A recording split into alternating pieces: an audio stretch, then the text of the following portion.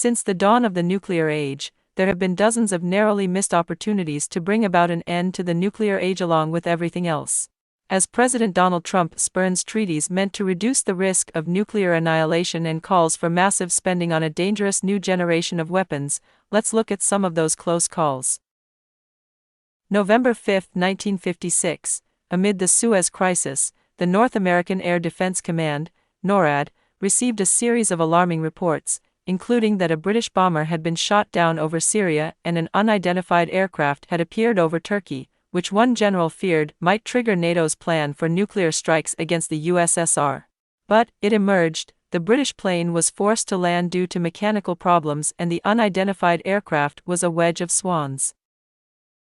January 24, 1961, a B-52 fighter plane carrying two huge nuclear bombs broke up in midair over North Carolina, dropping its nuclear payload. A report declassified in 2013 revealed that one of the bombs, which packed about 250 times as much destructive power as the bomb dropped on Hiroshima, came close to detonating. October 25, 1962, in one of several potentially catastrophic events during the 13-day Cuban Missile Crisis, a guard at a U.S. Air Force base in Minnesota noticed a figure trying to climb a security fence and sounded an alarm to alert nearby bases. But at a National Guard base in Wisconsin, the wrong alarm sounded, causing pilots there to begin embarking on a mission to intercept Soviet attackers. The mission was called off in time. The intruder was a bear. October 28, 1962, on the final day of the Cuban Missile Crisis, radar operators in Morristown, New Jersey, informed NORAD that a nuclear attack was underway. The United States scrambled to respond, before it was determined to be a false alert. The Morristown operators were confused by a test tape that simulated a Cuban missile launch. November 9, 1979, a nuclear war training tape loaded into an operational computer at the NORAD headquarters in Colorado appeared to signal the real thing.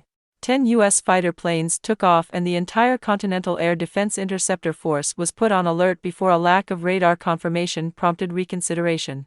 A U.S. State Department official later deadpanned that false alerts of this kind are not a rare occurrence. September 18, 1980, an airman, during standard maintenance on a Titan II missile with a 9-megaton nuclear warhead, dropped a wrench that fell 70 feet and punctured a tank, causing rocket fuel to leak and the missile to explode, flinging the nuclear warhead into a ditch 200 yards away. If it had detonated, it could have killed millions of people. January 25, 1995, Russia's early warning system mistakenly detected a U.S. ballistic missile launch off the coast of Norway.